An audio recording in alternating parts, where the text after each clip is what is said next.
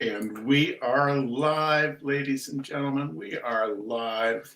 Welcome to Benchley Night. Now, I realize that many people may not even be aware that there's Benchley Night tonight.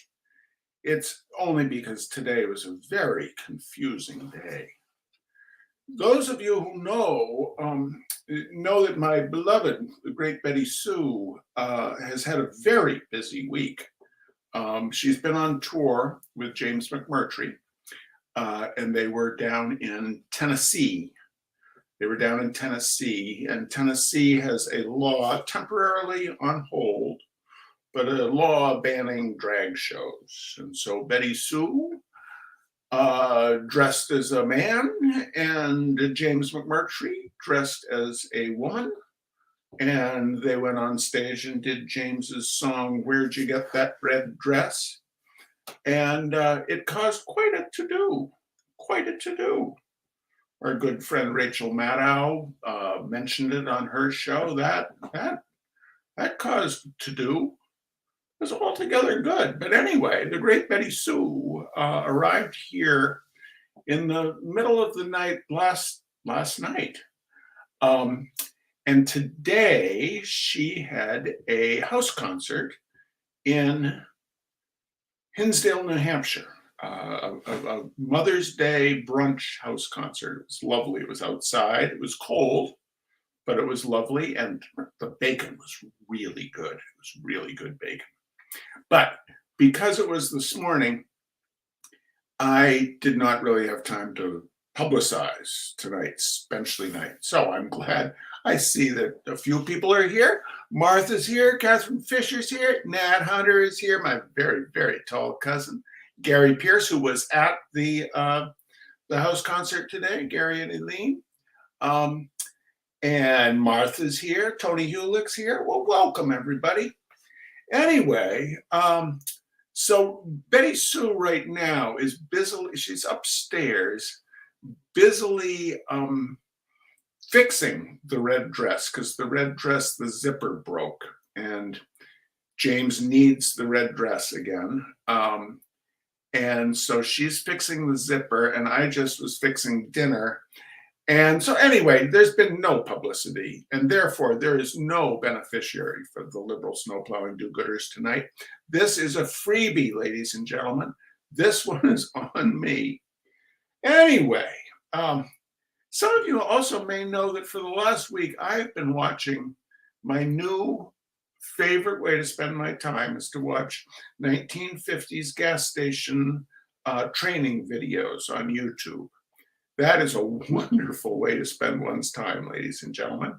And I recommend everyone do it. I may do a playlist of particularly good videos. The best so far is definitely Skelly in about 1964. Anyway, that has nothing to do with anything, but I just thought I'd catch up on what I've been up to. So tonight, I got home, I fixed dinner. We may see Betty Sue pass through in the background grabbing some dinner. That's why I closed the screen door. We may not also. I'm not quite sure where she is in her red dress reparations.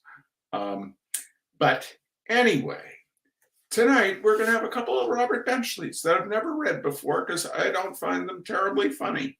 But I am going to read one of them. I'm going to read two of them. And one of them you will understand why I'm reading them. The second one you will understand.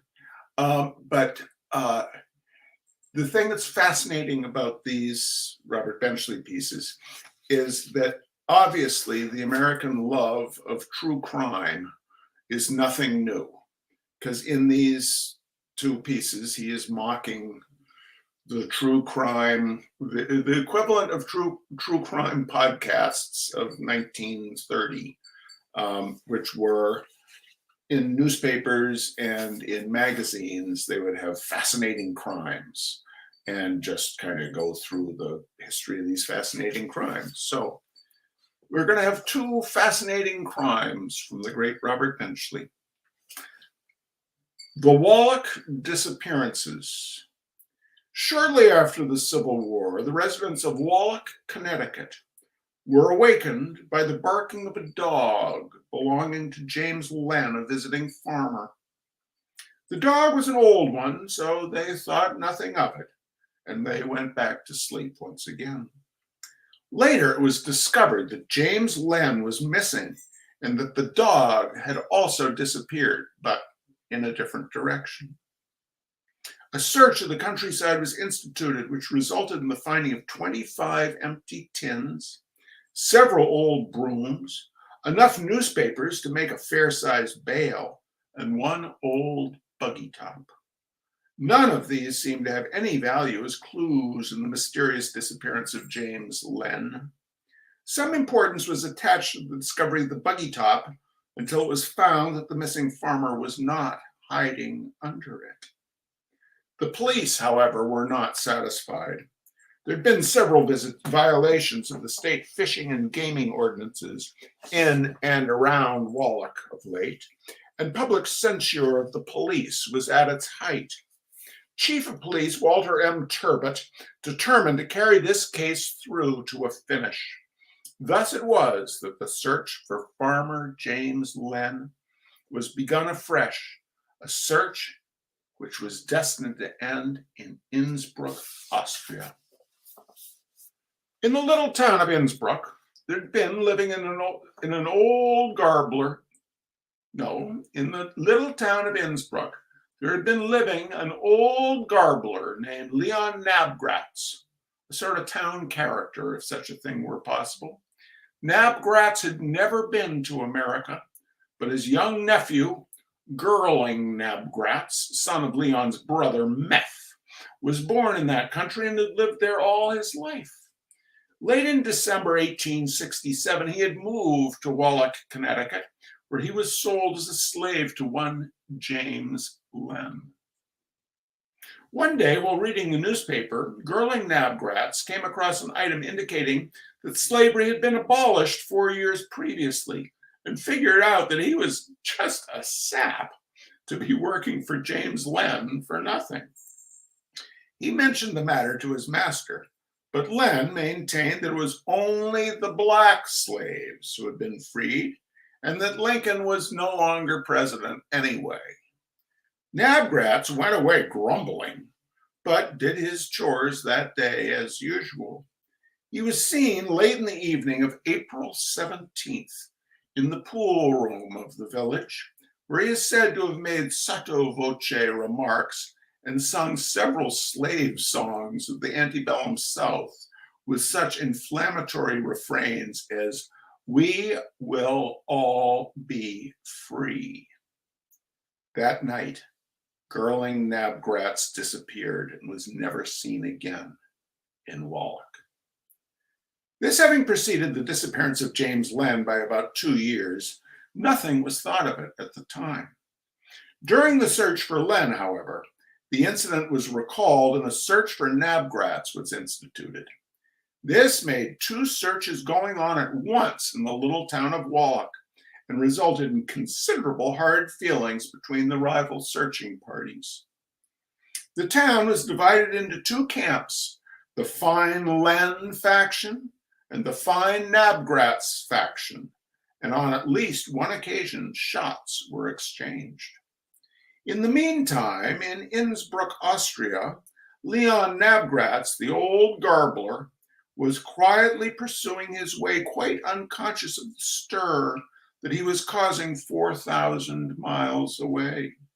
His brother Meth had written him about Girling's disappearance, but as the old man never bothered to read his brother's letters, he was just as much in the dark as he had been before. More so, in fact, because he was older. His surprise can be well imagined, however, when one day in the spring of 1869, the police entered his house in the Schmaltzgasse and began a search for James Len of Wallach, Connecticut, USA. In vain, Nabgratz protested that he had never heard the name of Len, and that even if he had, it was not interesting to him. The arm of the law reaching across the Atlantic was inexorable, however. Leon Nabgratz's house was searched, and in it was found an old trunk of suspiciously large proportions. In spite of the fact that the trunk was labeled Wyhalskadaskineski, Christmas presents, it was opened, and in it were found James Len and Gerling Nabgratz, together with a copy of the New York Times of October 12, 1868. The mysterious Wallach disappearances were thus explained, and Leon Nabgratz was arrested for having in his possession a trunk with a misleading label upon it. Art is long and time is fleeting. That's our first reading tonight, ladies and gentlemen. That's our first reading. Our second reading tonight, Fascinating Crimes, the strange case of the Vermont Judiciary. And now you will see why I chose to read this.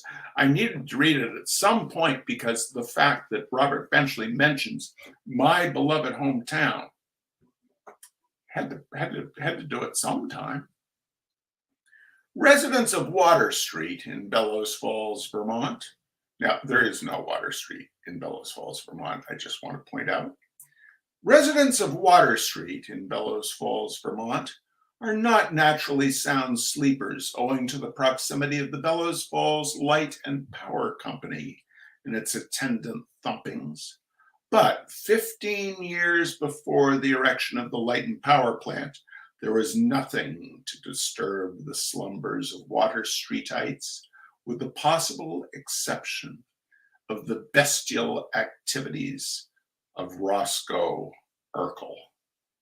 For it was Mr. Urkel's whim to creep up upon people as they slept and, leaping on their chests, to cram poisoned biscuits into their mouths until they died, either from the poison or from choking upon cracker crumbs. A tolerant citizenry stood this as long as it could decently be expected to, and then had Roscoe Urkel arrested. It is not this phase of his career in which we are interested, however, so much as the remarkable series of events that followed. His trial began in St. Albans, Franklin County, on Wednesday morning, May 7th, 1881. Defending Urkel was an attorney appointed by the court, Enos J. Wheefer. Mr. Wheefer, being deaf, had not heard the name of his client, or he would never have taken the case. He thought for several days that he was defending Roscoe Conkling and had drawn up his case with Conkling in mind. Attorney Herbert J. McNell represented the state, and, as it later turned out, a tragic fate gave the case into the hands of Judge Alonzo Presti for hearing. Judge Presti was one of the leaders of the Vermont bar at the time, and a man of impeccable habits. It was recalled after his untimely death that he had been something of a rounder in his day, having been a leader in barn dancing circles while in law school. But since donning the sock and buskin,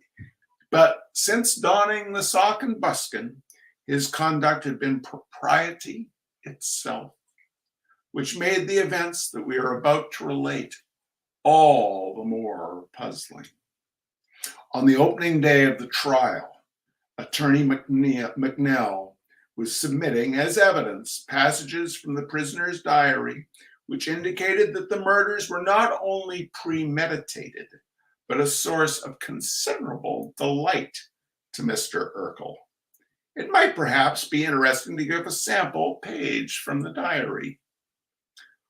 October 7th.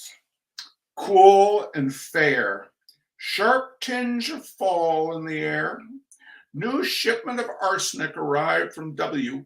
Spent all day powdering biscuits and then toasting them.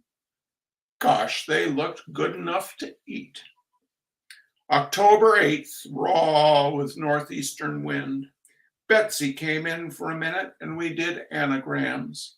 Editor's note, Betsy was Urkel's cow. October 9th, still raw, cleaned up Water Street on the left-hand side, with the exception of old Wasser, who just would not open his mouth. Then home and read till after midnight. That man Carlyle certainly had the dope on the French Revolution, all right, all right. As Attorney McNell read these excerpts from the diary in a droning voice, the breath of Vermont Maytime wafted in at the open windows of the courtroom. Now and then a bee hummed in and out as if to say, bzzz. Judge Presty sat high above the throng, head resting on his hand, to all intents and purposes asleep. Suddenly, the attorney for the defendant arose and said, "I protest, Your Honor. I cannot hear what my learned colleague is saying, but I don't like his expression." There was silence, while all eyes turned on the judge, but the judge did not move. Thinking he had fallen asleep, as was his custom during the May term, the attorneys went on. It was not until he had gradually slipped forward into the glass of water which stood before him on the desk that it was discovered that he was dead. The trial was immediately halted and an investigation began. Nothing could be discovered about the judge's person which would give a clue to his mysterious lapse, except a tiny red spot just behind his right ear. This, however, was laid to indigestion, and the judge was buried. Another trial was called for October 10th, again in St. Albans. This time, Judge Walter M. Bondy was presiding, and the two attorneys opposed each other. The same two attorneys opposed each other. Roscoe Urkel had, during the summer, raised a red beard and looked quite charming. On the second day of the trial, while Attorney McNell was reading the prisoner's diary, Judge Bondy passed away quietly at his bench with the same little red spot behind his right ear that had characterized the cadaver of his predecessor. The trial was again halted, and a new one was set for the following May. By this time, the matter had become one for serious concern. Urkel was questioned, but his only reply was, "Let them mind their own business then." He had now begun to put pomade on his beard and had it parted in the middle, and as a result, had married one of the richest women in that section of Vermont. Well, we need not go into the repetitious account of the succeeding trials. Suffice it to say that the following May, Judge Rapf died at his post. The following October, Judge Orsenagel.